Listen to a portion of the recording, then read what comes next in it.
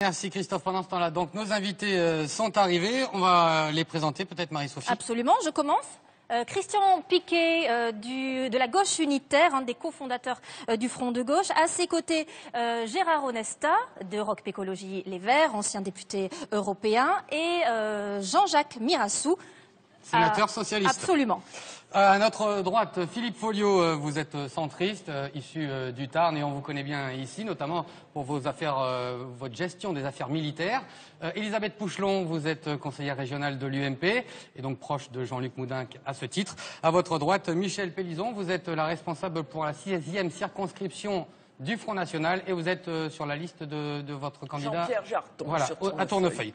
Madame Pouchelon, la première question sera pour vous. On vient de voir Christophe Nédard nous dire qu'il n'avait pas d'infos du tout sur Toulouse. Vous, on sait que vous avez une oreille attentive auprès de Jean-Luc Moudenc. Est-ce que vous avez des indiscrétions? Est-ce que Jean-Luc Moudenc semble satisfait de son début de soirée? Écoutez, je n'ai pas d'informations plus précises que les vôtres. Ce que je sais, c'est qu'effectivement, comme cela a été dit, il est tout à fait serein, il a fait une belle campagne et il est très confiant dans les résultats. Alors, une deuxième question subsidiaire par rapport à ce que je disais. On parlait tout à l'heure de l'ambiance nationale autour de ce dénigrement un petit peu du gouvernement. Est-ce qu'en misant presque tout là-dessus, l'UMP n'a peut-être pas un peu galvaudé ses chances aussi d'avoir de meilleurs résultats? Non, je crois que l'UMP n'a pas tout visé là-dessus. Le contexte national, personne ne peut l'oublier. Il est très important dans ce scrutin. Mais je crois que ce climat d'affaires récent est un moyen un petit peu de pourrir cette campagne, et je crois que le Parti socialiste a joué avec le feu. Je pense qu'il va y perdre beaucoup, et malheureusement peut-être aussi au profit du Front National, et je pense que la responsabilité est très très lourde pour ce gouvernement. Une question qui va découler un petit peu de ce que vous venez de dire, Madame Pouchelon. Est-ce que vous, Michel Pélizon, vous pensez que le Front National va bénéficier justement de cette ambiance un petit peu délétère au niveau des politiques? On a vu des résultats déjà incroyables, hein. Louis Alliot à Perpignan fait 34%, pardon. Oui. Robert Ménard à Béziers fait 44%. Dans la région, j'imagine que vous n'espérez pas obtenir d'aussi bons résultats que dans les Pyrénées-Orientales ou dans l'Aude? Non, parce que la Haute-Garonne est un département vraiment très difficile. Bon, concernant Perpignan, on n'est pas surpris. Louis Alliot fait plus de 34%. Ménard, 44,70%. Bon, c'est bien. À Avignon, on aura de très bons résultats également. Dans la région, est-ce que vous dans la région, particulièrement sur certaines villes? À Marthe, je pense qu'on a déjà un siège. Donc c'est bien. Je pense qu'à Tournefeuille, on franchira facilement la barre des 10% et j'espère davantage. Donc je suis très confiant. Plutôt confiant. Pardon, excusez-moi. Jean-Jacques Mirassou pour le Parti socialiste. On le sait, hein, quand l'exécutif est au pouvoir, il a souvent du mal dans les élections intermédiaires. Est-ce que vous craignez vraiment une vague bleue ou bleu clair, ou pour pas dire une vague bleu marine, lors de ces élections, ou est-ce que vous pensez que vos acquis sont suffisamment solides, notamment à Toulouse ou dans d'autres villes? Écoutez, il y a effectivement une alchimie qui est très compliquée, parce que le débat municipal, qui concerne au plus près l'ensemble des électorats, aurait dû être celui qui l'emporte par rapport à la nature des décisions. La règle du jeu par rapport à l'opposition, effectivement, c'est d'exacerber le contexte national. Dans les deux cas de figure, du reste, nous avions des choses intéressantes à dire, mais en ce qui nous concerne, nous avons délibérément choisi le contexte municipal, puisqu'avant tout, il s'agit de ça. Vague bleue, je ne pense pas, mais en tout état de cause, les premiers chiffres qui arrivent sont d'une part alarmants du fait du taux élevé de l'abstention, et parallèlement à ça, du taux élevé aussi du score du Front National. Ça veut dire donc très clairement qu'à partir de ce soir, en quelque sorte, une nouvelle campagne commence, qu'on va essayer de recentrer sur la problématique municipale, en mettant quand même en garde la droite par rapport à ces tentatives de débauchage au niveau du Front National. Et je trouve un peu scabreux de la part de la représentante de l'UMP d'imputer au Parti socialiste le climat relatif aux affaires. L'ancien président de la République, que je sache, n'est pas socialiste. Un mot de vos voisins. Vous applaudissez, vous, quand Jean-Marc Ayrault, il y a 2 jours, appelle à tout faire pour faire barrage au Front National et faire en sorte qu'il n'y ait aucun élu FN? Vous savez que le premier qui a appelé à faire barrage au Front National, c'est un certain Noël Mamère, le soir d'une élection présidentielle, quelques minutes après 20 h. Donc ces écologistes, c'est normal, c'est dans nos gènes de se dire clairement comme antidote au Front National. Mais je crois que ce soir, la question n'est pas là.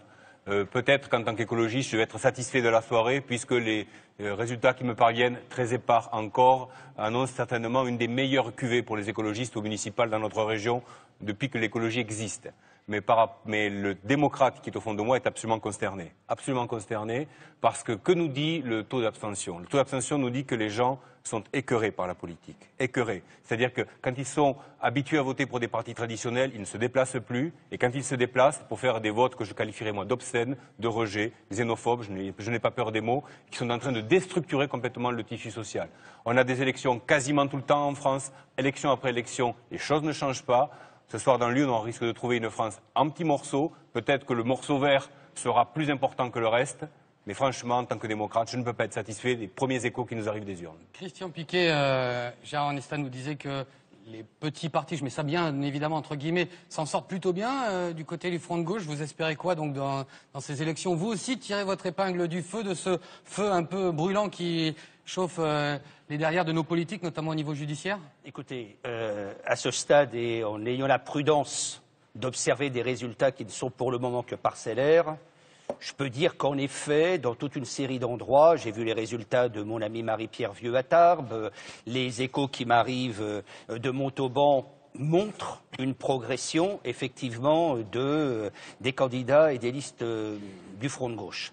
Maintenant, je crois qu'il ne faut pas faire de langue de bois, et avec toute la prudence qui mérite d'être prise aujourd'hui pour des résultats qui ne sont que partiels. Ce soir, nous pouvons dire que la République est au bord et menacée d'un désastre politique et que la gauche est menacée d'une catastrophe.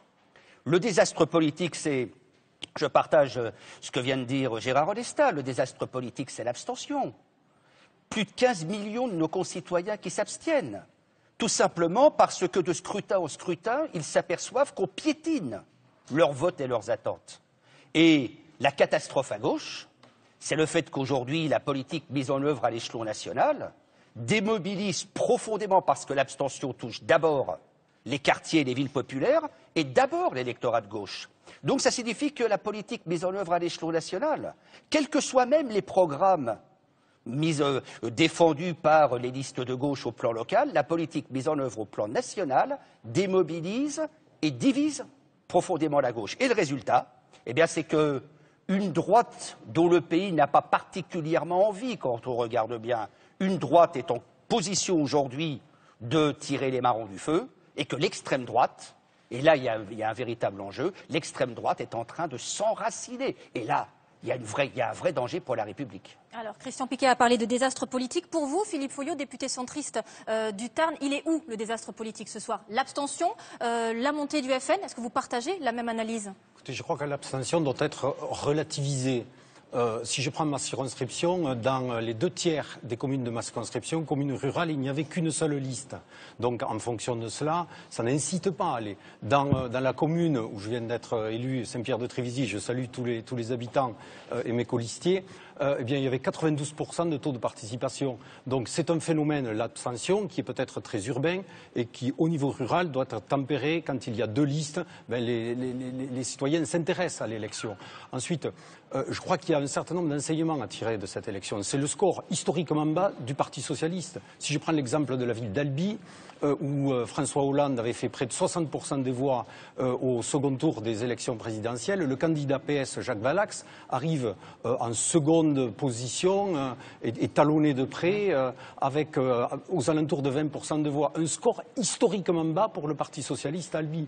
Et la candidate soutenue par le centre, notamment Stéphanie Guiraud-Chaumeil, et qui a pris une très bonne campagne avec un très bon bilan de la municipalité sortante, eh bien, arrive en tête assez largement avec près de 30% des voix. Et donc, du reste, Albi, chaque fois, et à toutes les élections municipales, la liste arrivait en tête au premier tour, l'emportait au second tour, ce qui est de bon augure.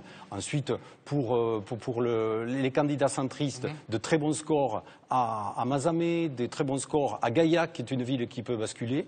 Donc je crois que c'est bien que dans notre vie politique, il y ait un élément de modération au travers du centre. Mais je crois que l'opposition doit se rassembler, l'opposition républicaine, UMP, UDI, pour faire de telle sorte qu'il y ait un maximum de villes qui puissent basculer dans la région. Philippe Folliot, mesdames, messieurs, vous restez avec nous, bien évidemment. On va aller faire un petit crochet du côté de Montauban.